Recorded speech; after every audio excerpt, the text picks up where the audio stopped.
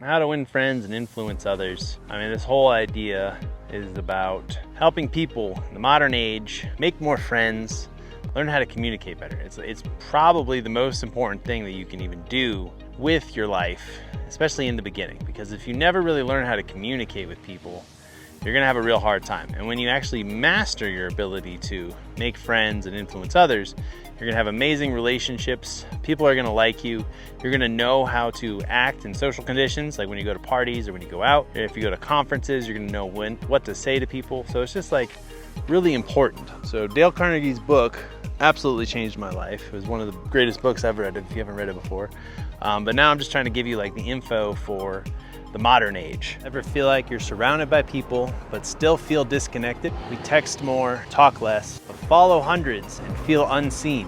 Nearly 90 years ago, Dale Carnegie wrote a book called How to Win Friends and Influence Others. And somehow, in 2025, it's more important than ever. This isn't a book summary, this is a reboot on the principles that Dale Carnegie taught, because the tech changed, but the people didn't. Carnegie's core idea was simple. People don't want to be managed. They want to be understood. His greatest hits: number 1, don't criticize or complain. Number 2, give honest and sincere appreciation. Number 3, become genuinely interested in others. Number 4, smile.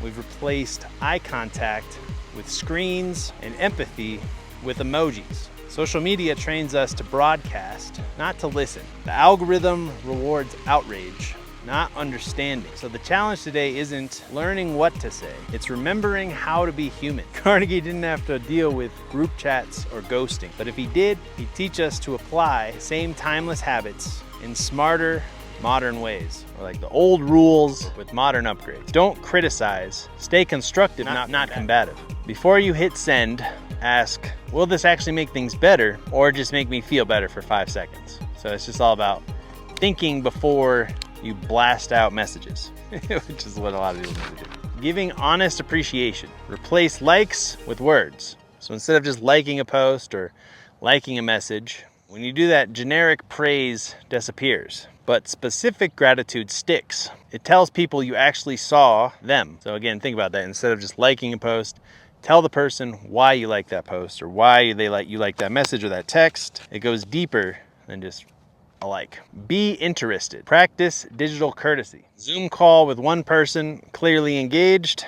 Most people listen to respond. Try listening to discover, especially if you're on sales calls or if you're on an important call for like a job interview. Ask one follow-up question for every story you hear. All right, and you can even repeat back the story and then ask the follow-up question. Makes them really feel like they're being listened to. Next one is smile. Send warmth through the screen. In 1936, it was your face. In 2025, it's your tone.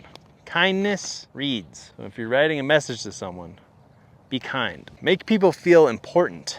This is the rarest currency online. Like if a friend texts you, hey, I really appreciate checking in on me. So in a world full of algorithms and noise, if you actually genuinely care about your friends, you should text them and check in on them regularly and actually go a step beyond and see how they're actually doing. In an algorithmic world, real attention is rare. Make it your superpower and you'll stand out above all else. All right, I'm gonna give you one of the biggest secrets about how to win friends and influence others. Neuroscience confirms what Carnegie guessed. People get a dopamine hit when they talk about themselves.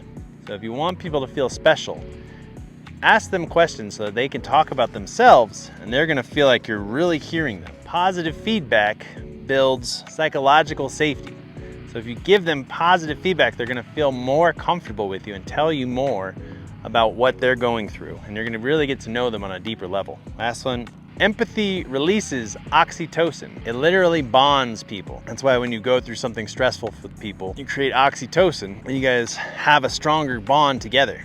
So that's why, work, people usually go out and drink because you stressed your bodies out and now you have oxytocin. You shared an experience. So listening, gratitude, and warmth aren't just nice. They're neural. They make people trust you faster and will remember you longer. When you apply these principles, small moments change everything. You pause before you post, you think before you correct, you listen before you lead. And slowly people open up because they feel safe, seen, and respected. That's how you win friends, not by trying to impress, but by making others feel important. Here's your challenge. tomorrow, give one person your full attention. Send one specific compliment, and if somebody frustrates you, respond with curiosity, not criticism. Because influence isn't about getting people to agree with you. It's about helping them feel valued in your presence. Carnegie said, "You make more friends in 2 months by being interested in others than in 2 years by trying to get them interested in you." That's still true. Only now, the world is watching you live online too. If this hits home, hit like so more people see it, and subscribe because empathy is still the best strategy.